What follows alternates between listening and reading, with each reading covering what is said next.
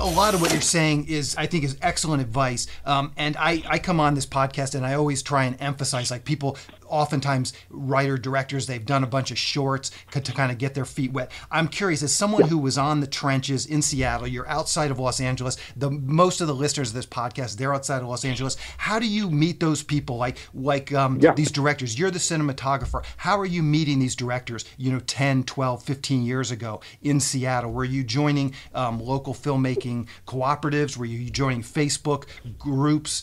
Maybe you can just give our audience just a little advice. How can they network with the up and coming producers and directors in their city?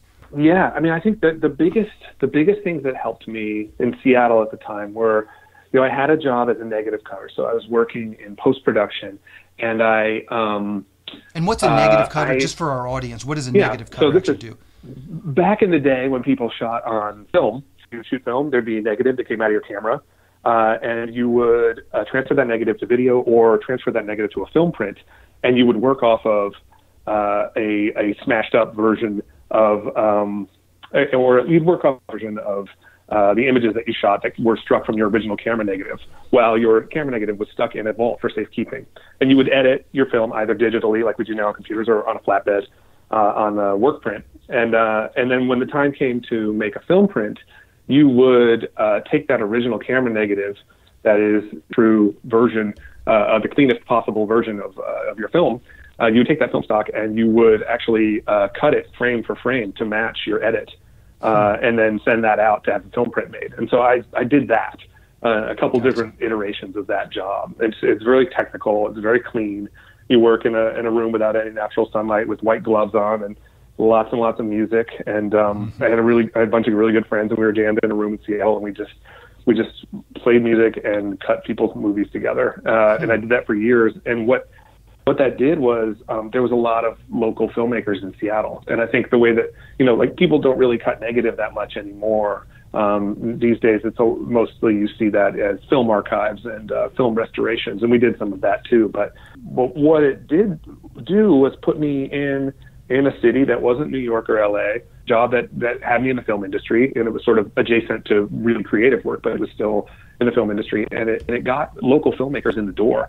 And it got me to a point in their filmmaking cycle where they were really just taking their final technical steps towards their final film prints and the final version of what people were going to see.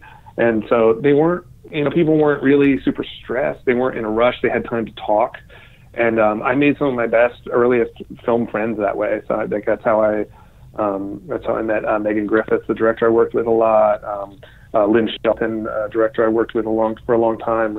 That's sort of how we met. Was they had a project that it needed to be finished, and I worked at the place that finished it. And one day they would walk in the door, and I could be like, "I've watched your movie 10,000 times. I love it," And I know how to shoot movies. Like I know how to expose film.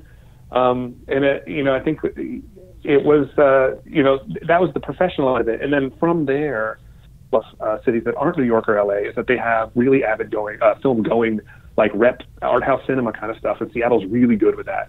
Places like Seattle, Boston, Chicago, Austin, Portland, Oregon, like there's places, there's film societies, there's rep cinemas, there's places where people gather socially to go watch movies. And like that, you'll find regulars at those places. I guarantee if you show up at those screenings in your hometown over and over again, you'll see the same 20, 25 people. And some of those people want to be filmmakers.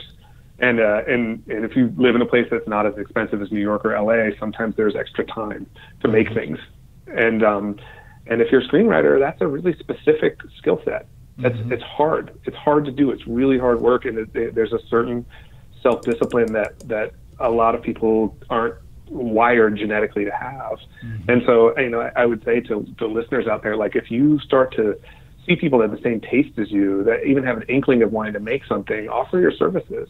Thanks for checking out this clip from the Selling Your Screenplay podcast. If you'd like to hear the full interview, just go to sellingyourscreenplay.com/podcasts, or to go directly to the episode, just use the link in the show notes. Thanks for watching.